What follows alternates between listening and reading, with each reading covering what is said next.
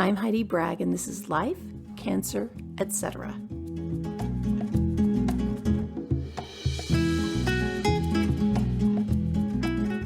My goal with this podcast is to connect you with stories and resources that help you feel happier, more resilient, and less stressed, especially when you're going through hard times.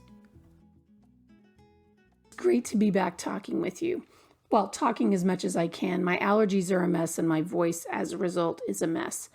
But life's been good. I've been doing a lot of great work on improving my health. And I actually have something which, at least to me, is very exciting. With some encouragement, we are going to be doing video interviews and YouTube videos. So now, instead of just being able to get our audio on YouTube, we're going to have actual videos for you to look at, and you'll get to see the interviewees as we're talking, and I think it's going to be great. I've had some friends and some people who are YouTubers encouraging me to start this, so I'm taking the leap. Again, just like when I started the podcast a year and a half ago. Do I know what I'm doing? Absolutely not. Will I make mistakes? Guaranteed. But I'm really, really excited to start the process. So beginning in June, I think it's going to be by June 10th, we will have our first video up on YouTube. And I would love it if you guys would like it and subscribe. We will have 2 videos a month. One will be more of an interview, and the other will probably be more of like just general life stuff, like what we're doing, things I've learned, new, supplements or dietary or exercise things I have found that have been helping me in my process of healing, just kind of general interest stuff. I'm also going to do at least 1 blog post a month. So again, total novice, learning on the fly, but I'm really excited to start this process. Also, over the last few weeks, I can't tell you how many people I've talked to who have been diagnosed with cancer, have a family member who's been diagnosed with cancer, are dealing with the after effects of cancer, etc. And I mean, I know we all know this intellectually, but it just hit me again emotionally, how prevalent cancer is, how many lives it touches, and how kind of universal this struggle is. So I was talking with a friend who had been diagnosed and talking about just their process and my process. And I mentioned that my goal is just to stay healthy enough, say I have a recurrence, to stay healthy enough so I can make it till the next treatment is developed. Because if you look at the pace of cancer research these days, it's moving really, I know it feels slowly, but they're making new discoveries and developments all the time. And all we have to do is work hard to keep it together until the next treatment comes out. And as you know, if you know any of my story, that hasn't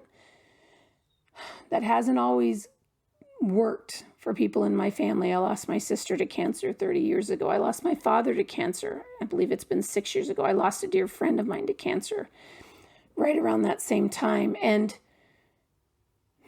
I lost someone I view as a nephew not that long ago. Anyway, it doesn't always work the way we want it to, but I think if we can move forward with the goal of keeping ourselves as healthy as we can, doing the lifestyle changes we need to have a better shot at making it longer, I don't know. That at least gives me hope, and it makes me feel like I'm being productive and doing something to help contribute to a long life and a healthy life.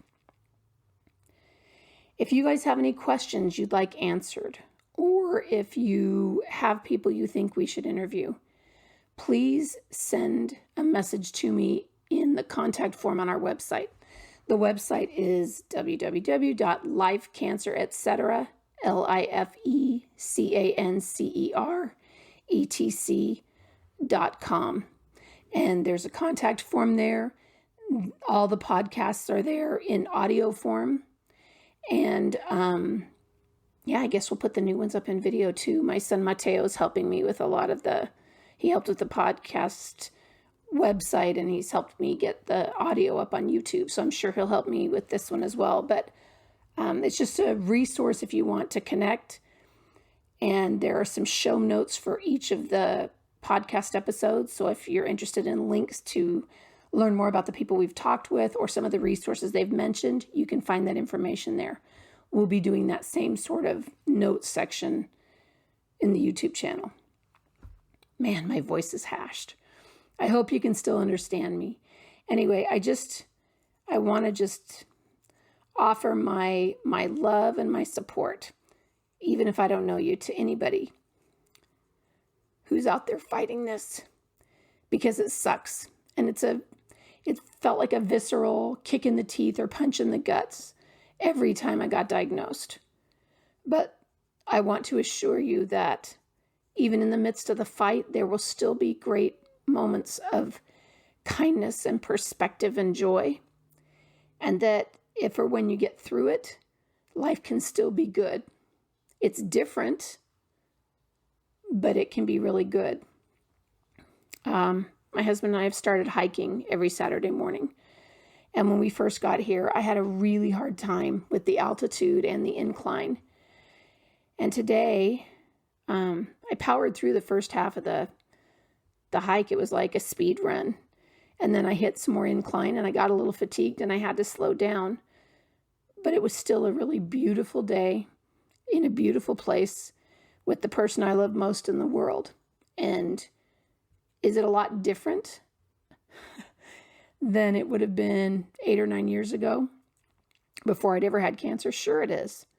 I could go farther. I could go for longer. I didn't have to worry about whether or not I'd eaten, because since colon cancer, if I want to go on a hike in the morning, I can't really eat food. I have to, once I've eaten food, I have to kind of be near a restroom. And so I have to be careful about getting enough calories in that I can do the hike, but not so many that my digestive system starts to work. So there are a lot of different parameters to take into account, but it was still really good. One of our goals used to be, once the kids were all launched, to go do this hut-to-hut hike in Switzerland. And we talked about it a lot, and we're really excited about it. And recently I just had to accept the fact that that's probably not going to be possible. It's not like they have porta potties along the way, or that I could do as long of a hike as we were planning, because I don't have that kind of endurance at this point. I keep working, and I keep hoping that I'm going to get better. But I also want to have realistic expectations. I was listening to Brene Brown's Atlas of the Heart book on Audible, and she was talking about how having realistic expectations helps a lot with having hope, because then you're hoping for something that you can realistically achieve. And so I'm trying to work on that. I just started therapy this week. I got in with a therapist, and I'm trying to figure out what are realistic expectations. And I was a mom for so long and a working parent for so long, and then doing those things and also fighting cancer for so long, that now that things have leveled out a little bit, I kind of don't know what I want to do with the rest of my life. I'm trying to figure out, what are my hobbies? What do I enjoy? What makes me happy? I mean, I know some of the basics. I love spending time with Kev. I love our kids and spending time with them. I love traveling. I love good food and making food for people. Those are some of the things I enjoy, but I'm having to, gardening too, and reading good books. But I'm having to figure all this out again. And so if you don't mind, I'll kind of take you guys along as I go through this process, because coming out the other side of it, there's still a lot of work to do. And there's a lot of stress and trauma that maybe doesn't get processed in the moment because you're so busy trying to stay alive, that you do have to deal with at some point.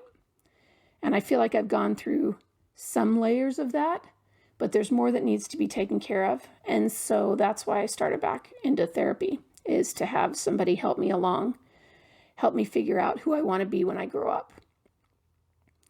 I just want you all to know how much I appreciate your support, how much I appreciate when you let me know if something has helped you or touched your soul in a way that was needed, or that at least made you feel like you weren't alone, because you're not.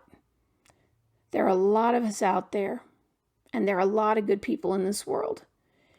And I figure as long as we speak up and stand up and do what we can to lift other people up, the world's going to be a much better place. So I hope you guys have a great week. I'm really excited about getting the YouTube channel launched. And as you go around the world, please do something nice for somebody else and make their burden just a little bit lighter. Thanks for listening.